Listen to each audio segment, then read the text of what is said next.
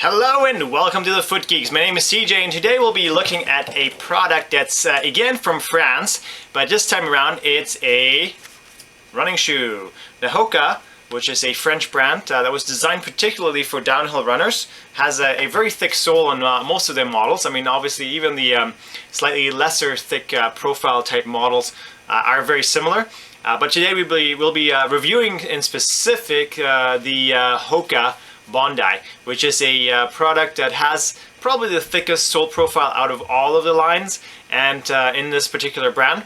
And the reason we want to talk about it and address it is because a few features that are great about this particular product that the other ones don't have is a very stiff rocker bottom forefoot. Now, what does a rocker bottom really look like? As you can see when you look at the front of the shoe, it has a little bevel right there, and that bevel is designed to help allow for easier propulsion off the foot.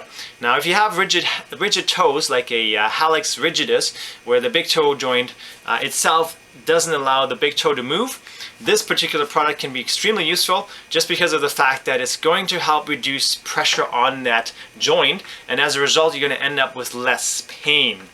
These also are available in different widths, so if you have a wider foot you can get different widths in this particular model, not only in the women's but also in the men's. So this is the men's style, this is the women's style, men's being slightly heavier obviously than the women's one. Now what's cool about the updated version, and this is the Bondi 6 or Bondi 6, whatever you want to call the particular product, and what's new about this particular one is that they've extended the rubber on the outer edge of the shoe a little bit, which helps to keep the shoe from breaking down too much in this midsole part, which balances the foot better. That was one of the issues with the Bondi 5 that we saw, is that this part right here was just EVA, which means EVA is the midsole of the shoe, and as a result we found that sometimes the shoe was causing people to roll out maybe a little bit more than they wanted to.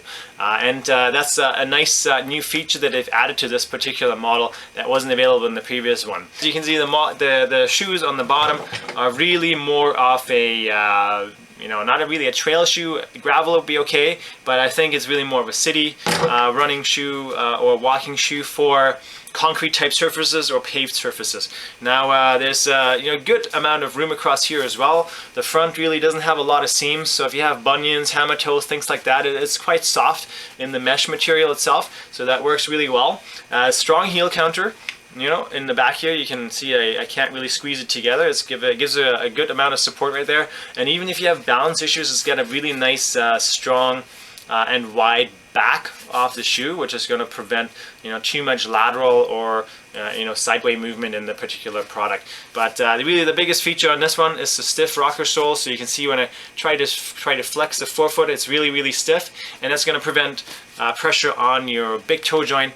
If you have any questions regarding this product, or there's anything else you'd like us to answer regarding the shoes, then please do post those comments below.